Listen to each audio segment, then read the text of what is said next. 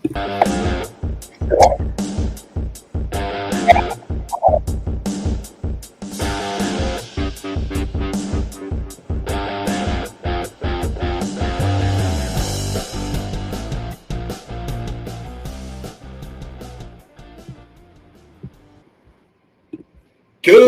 morning, hockey fans. This is Steven Heisler with HeisHockey.com, the Victorious Hockey Company, and the absolutely amazing Junior Hockey Discussion Group on Facebook.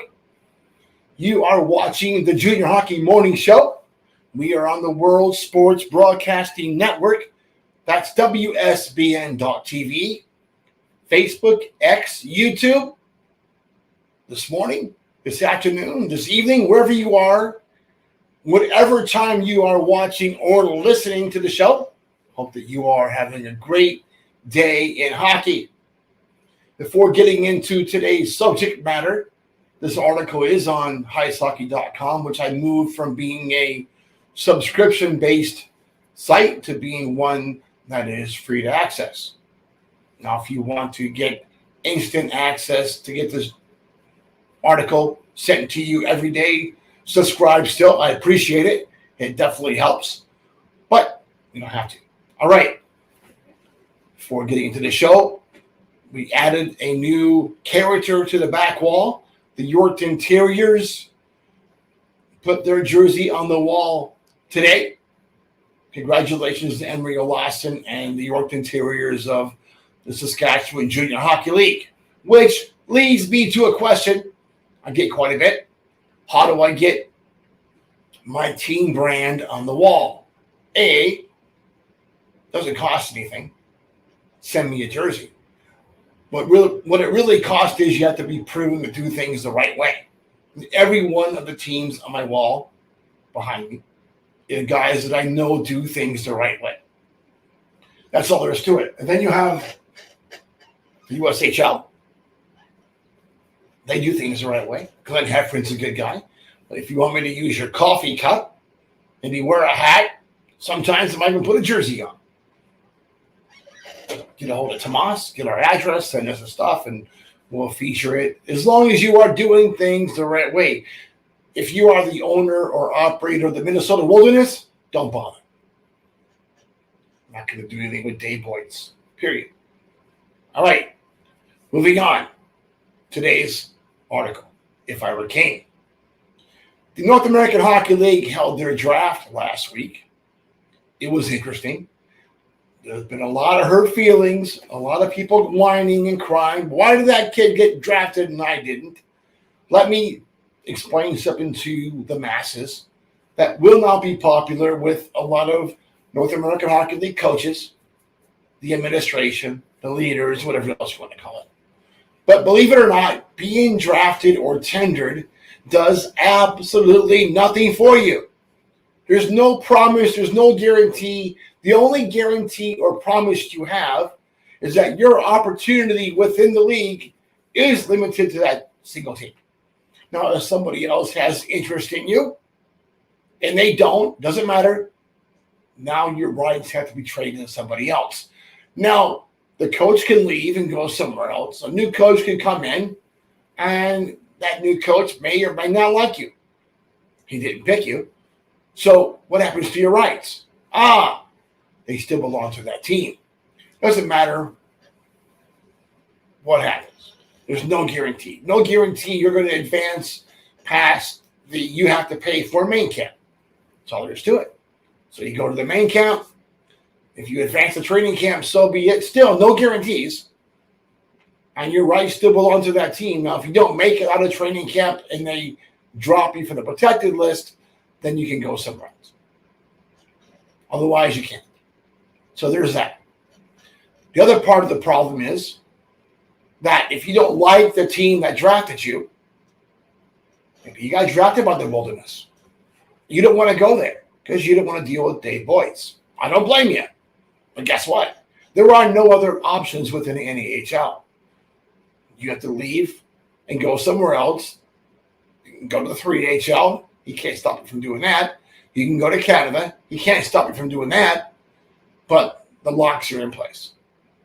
There you go. maybe another coach, another team that you wanted to go to. Now you can't even go to that camp. What if you paid for 3 or 4 different main camps and you got drafted? Now you can't even go to those 3 other camps. You have to go to the only camp you can go to is the one that you're drafted by. Can you get a refund? No guarantees. All right, there's that.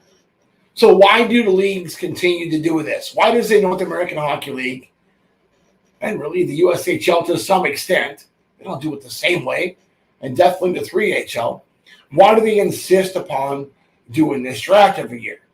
One is, this is going to sound rude, that it creates parity within the league. That is what they say.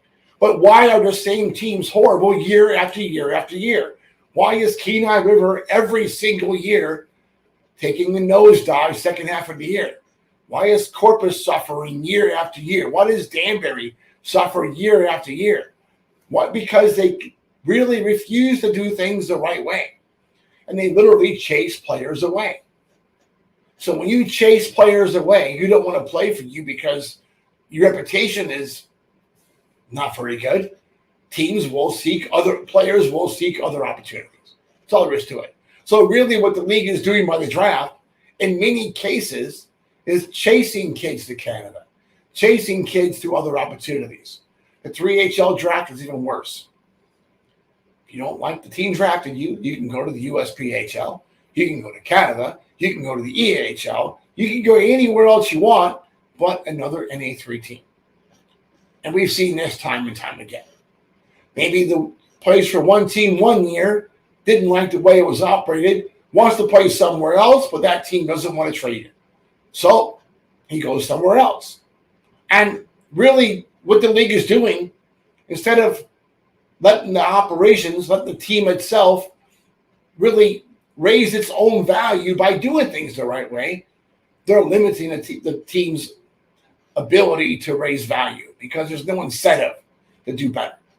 So maybe eliminate the lack of incentive and you get a better league, both at the NAHL level and the 3HL level.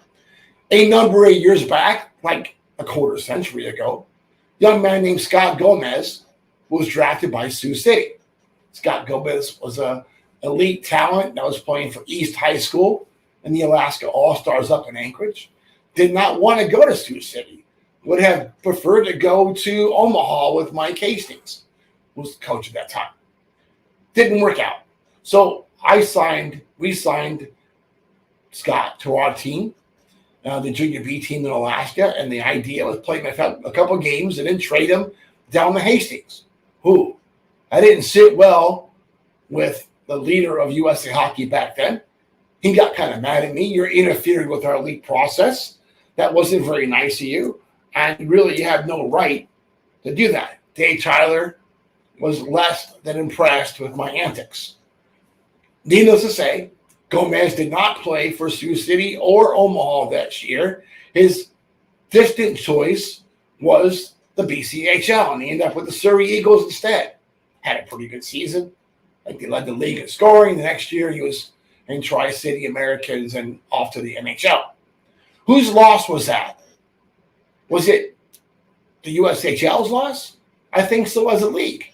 Because when you don't let players naturally go to the teams they want to go to, yes, you create powerhouses, but it also creates incentive for the other teams to operate in the same manner as Omaha was operating that year, with the tradition of how Omaha was operating. Within the North American Hockey League, some teams operate at higher levels than the other. Fairbanks does a really good job. Janesville does a really good job. Aberdeen, Minot. These guys do a good job. Johnstown, Lone Star, Shreveport. Those are attractive teams. New Mexico. Those are attractive teams. Kids want to go there. The incentive for other teams to climb to that level is to do things the right way. Offer similar amenities. Give the kids something to want to come play for that team for. Look at, nobody in their right mind wants to go to Kenai River. And they don't want to go. If they get drafted by Kenai River, it's like, oh, man, are you serious? I might have to pay to play in the free-to-play league? That's garbage. League. Frankenfeld, get your house in order. You took standards off the books for the 3HL and the NAHL. Put them back on. Don't be afraid, because somebody else is going to put the standards back on the books. Maybe the NCDC, maybe the Canadian leagues, and that is your competition. The BCHL has standards. They maintain them. Do a better job. Actually maintain standards instead of avoiding them or overlooking them. It's crazy. Same thing goes for 3HL. There are good operators and there are bad operators. The bad ones is like a piece of poop in the punch bowl. They make the whole league not attractive. I like the 3HL. I believe it provides a superior possibility for a player that's close to being NAHL level to go there, develop, and move up, maybe even in season. You don't get much speed bumps in a way. Very little limitations between going from a 3HL team to the NAHL team. So it's easy. But you guys got to do better. Even the playing field. Get rid of the bad operators. Mid-City Stars are gone this year. Thank God. Hope they never come back. That was a dumpster fire. There are other dumpster fires. Do a better job. Tommy, how we doing on time?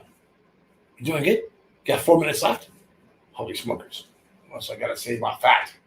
Dun, dun, dun, dun, dun. Why do we do drafts?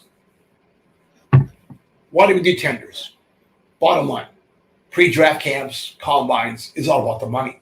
So if you really want to go after the money, you want to maximize your brand, team by team, league by league, draft incoming rookies only. So for this year, that would have been 2008s. If you drafted nothing but 2008s, you would have done a lot better at your combines. You would have got more kids interested. Maybe do futures camps where now you're looking at 9s and 10s and even 11s. There are more of those kids out there that will come to your camp if they know they don't have to face 19 and 20-year-old ankle bumpers, 20 bombers. Don't worry about those guys. They're done.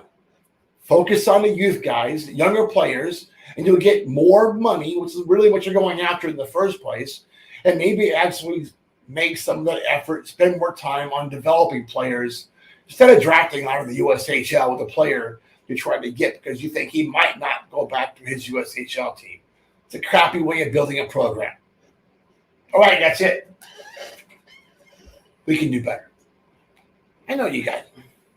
So let's get rid of drafts and tenders. Let teams just sign players as they want to and be done with it. Maybe a 35-man protected list with maybe out of 35, 15 players that are out on assignment, playing for AAA teams, 3HL teams, or anywhere else. That's a better deal. That's it for today. Hope that you enjoy your morning coffee. In my case, we got tea this morning. And have a great day in hockey.